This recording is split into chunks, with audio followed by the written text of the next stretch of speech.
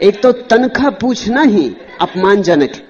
किसी आदमी की तनख्वाह नहीं पूछनी चाहिए, क्योंकि हो सकता है बेचारे की छोटी तनख्वाह हो और कहने में संकोच हो और झूठ बोलना पड़े। उसकी नौकरी छोटी मोटी हो, वो क्लर्क हो कि किसी प्राइमरी स्कूल में मास्टर हो। अब तुम उसकी भद्द करवाने पर राजी हो। या तो वो सच बोले तो अपमानजनक मालूम पड़ता है, या झूठ बोले तुम उसे झूठ बोलने का उत्तेजना दे रहे, फिर तनख्वाह क्या मिलती। और इतने तक चैन नहीं है आध्यात्मिक लोगों को। आखिर में पूछते हैं ऊपर भी कुछ मिलता है कि नहीं। अगर ऊपर मिलता तो नौकरी अच्छी। हद हो गई। ऊपर मिलने का मतलब क्या होता है? चोरी, बेईमानी, रुस्वत, ये सब थोथे चेहरे हैं, और इन थोथे चेहरों पर हमें बड़ा भरोसा है। इसलिए तुम्हारी जिंदगी में सुवास नहीं है। कागज के फूलों में गंध नहीं होती। तुम्हारा असली फूल तो मरा जा रहा है, तुम्हारा गुलाब का फूल तो सड़ा जा रहा है। कागज के फूलों ने चारों तरफ से उस पर घेरा डाल दिया है, उसको सांस लेने की सुविधा नहीं है। तुम्हारे गुलाब के फूल को अवसर नहीं है कि वो सांस ले ले, कि रोशनी में उठ जाए, कि पखरियां खोल दे। जगह नहीं है, अवकाश नहीं, सब स्थान कागज के फूलों ने भर दिया है। बुद्ध में गंध होती, क्योंकि बुद्ध के सब कागज फूल गिरा दिए गए, जला दिए गए। बुद्ध का अर्थ होता है जिसने अपने असली चेहरे को पा लिया। अब जो फिर वैसा हो गया जैसा निर्दोष बच्चा होता है, पहले दिन का बच्चा होता है, सिर्फ है, न कोई परिभाषा, न कोई सीमा, असीम हो गया। फिर इस सरलता में सुगंध है, सुवास है। सरलता के अतिरिक्त और कहीं सुवास नहीं। इस सहजता में सुगंध है। इसलिए बुद्ध की कोठी का नाम था गंध कोठी। वहां फूल खिला था, मनुष्यता का फूल। याद रखना, तुम भी फूल हो, चाहे अभी कली में दबे हो, या हो सकता है अभी कली भी पैदा ना हुई, अभी वृक्षों की किसी शाखा में दबे हो, या हो सकता है अभी वृक्ष भी पैदा ना हुआ हो, किसी बीज में पड़े हो, मगर तुम भी फूल हो।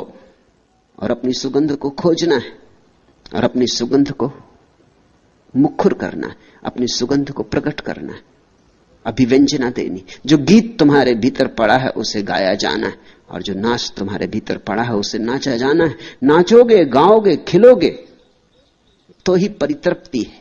उस परितृप्ति में ही, उस संतोष में ही एक सुगंध है जो इन नासापुटों से नहीं पहचानी जाती। उसे पहचानने के लिए भी और नासापुट चाहिए। जैसे भीतर की आंख होती है, ऐसे भीतर के नासापुट भी होते। जरूरी नहीं कि तुम बुद्ध के पास जाओ तो तुम्हें सुगंध मिले।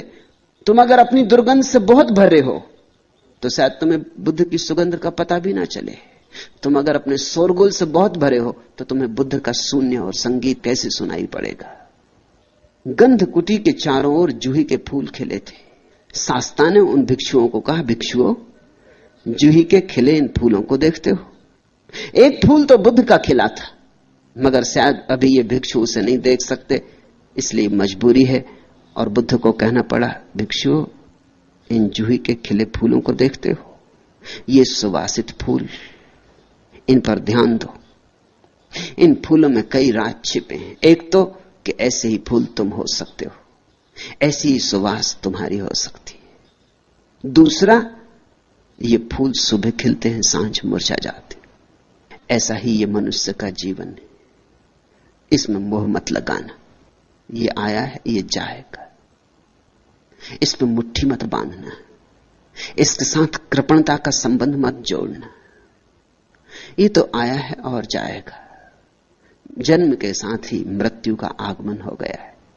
ये फूल अभी कितने खुश दिखाई पड़ते, सांझ मुरझा जाएंगे, गिर जाएंगे, धूल में खो जाएंगे। ऐसा ही जीवन है। जो जीवन को पकड़ना चाहता है वो सदा दुख में ही रह जाता है। जीवन को पकड़ो मत, ये पकड़ा जा नहीं सकता, बहता है बहने दो। इसे समझो, ये ध्यान की आधारशिला है। तुम्हारे जीवन का दुख क्या है? तुम्हारे जीवन का मौलिक दुख यही है कि जो रुकेगा नहीं उसे तुम रोकना चाहते हो। तुम्हारे जीवन का मौलिक दुख यही है कि जो नहीं होगा उसे तुम करना चाहते हो, जो हो ही नहीं सकता। जैसे तुम जवान हो तो तुम सदा जवान रहना चाहते हो, ये हो ही नहीं सकता तो दुखी होने वाले हो। दुख कोई तुम्हें दे नहीं रहा है, तुम अपना दुख पैदा कर रहे हो। जवान को बूढ़ा होना ही पड़ेगा, इसमें कुछ बुराई भी नहीं, प्रवाह है। जवानी का अपना सौंदर्य है, बुढ़ापे का अपना सौंदर्य। और अगर बुढ़ापा तुम्हें कुरूप दिखाई पड़ता है तो उसका एक ही कारण है कि ये बूढ़ा आदमी अभी भी जवानी को पकड़ने की कोशिश में होगा जो उसके हाथ से छूट गई, इसलिए बुढ़ापे का निश्चिंत भोग नहीं कर पा रहा है। नहीं तो बचपन का अपना सौंदर्य है, जवानी का अपना सौंदर्य, बुढ़ापे का अपना सौंदर्य। और ध्यान रखना, बुढ़ापे का सौंदर्य सबसे बड़ा सौंदर्य, क्योंकि सबसे अंत में आता है, वो फूल आखिरी है। इसलिए तो इस देश में हम बूढ़े को आदर देते। सब बूढ़े आदर के योग्य होते नहीं, इसे जान के भी देते। मान्यता भीतर यह है कि अगर कोई आदमी बचपन में पूरी तरह बचपन जिया हो और जब बचपन चला गया तो पीछे लौट के ना देखा हो, दो आंसू ना बहाए हो उसके लिए, जवानी में पूरी जवानी जिया हो और जब जवानी चली गई तो लौट के ना देखा हो, वो आदमी पूरा बुढ़ापा जिएगा। उसके बुढ़ापे में प्रज्ञा होगी, बोध होगा, समझ होगी। बच्चा तो कितना ही निर्दोष हो फिर भी अबोध होता है। उसकी निर्दोषता में एक तरह का अज्ञान होता है। उसकी निर्दोषता अज्ञान की पर्यायवाची होती। वो निर्दोष है क्योंकि अभी उसने जाना नहीं है। जवानी जिद्दी होती, जवानी सपनों से भरे हुए समय का नाम है। जवानी हजार सपने देखती है और हजार तरह की विपदाओं में पड़ती। जवानी में हजार तरह की मूढ़ताएं सुनिश्चित है। जवानी एक तरह की मूढ़ता है, एक तरह का नशा है। जवानी एक तरह की मदहोशी है। जवानी में बड़ी गति है और बड़ी त्वरा है और बड़ी ऊर्जा है, लेकिन बड़ी विक्षिप्तता भी है। बुढ़ापा में जवानी की मूढ़ता गई, विक्षिप्तता गई, पागलपन गया, जवानी का जोश खरोश गया, जवानी की उत्तेजना ज्वर गया, बचपन का अज्ञान गया। जीवन के सारे अनुभव बूढ़े को ताजा कर जाते, निखार जाते, शुद्ध कर जाते। अब न वासना के अंधड़ उठते, न बचपन का अज्ञान खिलौनों में उलझाता, न जवानी की विक्षिप्तता पद धन प्रतिष्ठा की दौड़ में महत्वाकांक्षा जगाती। एक शांति उतरनी शुरू हो जाती। बूढ़ा एक अपूर्व संतोष से भरने लगता। सब जो देखना था देख लिया, सब जो जानना था जान लिया, अब घर लौटने लगता।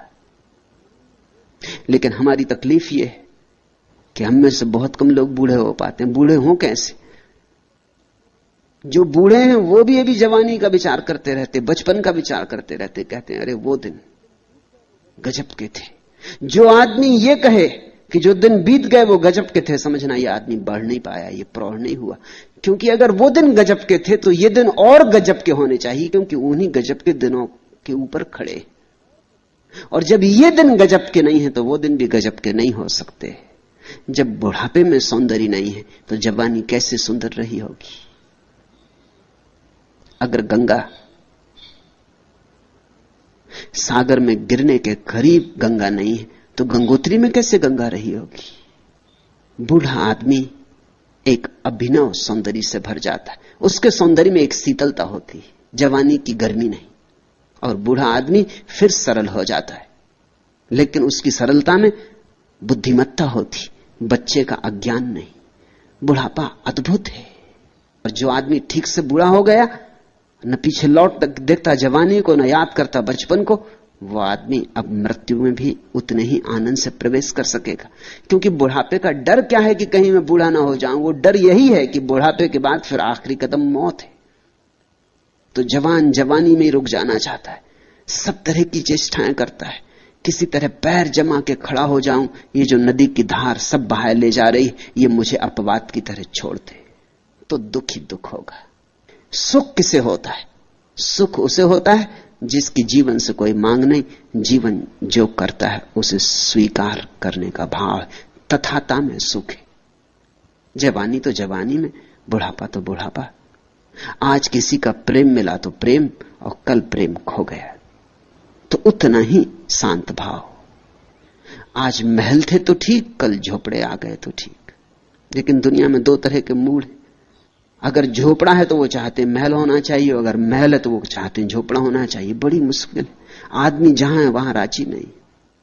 अगर झोपड़ा है तो वो कहते हैं जब तक महल ना मिल जाए मैं सुखी नहीं हो सकता, और महल मिल जाए तो आदमी सोचने लगता है महलों में कहां सुख है, जब तक मैं भिखारी ना हो जाऊं सड़क का तब तक कहां सुख होने वाला है। गरीब अमीर होने की सोचता, अमीर गरीब होने की सोचता है। लेकिन तुम जो हो जहां हो उसको जीते नहीं।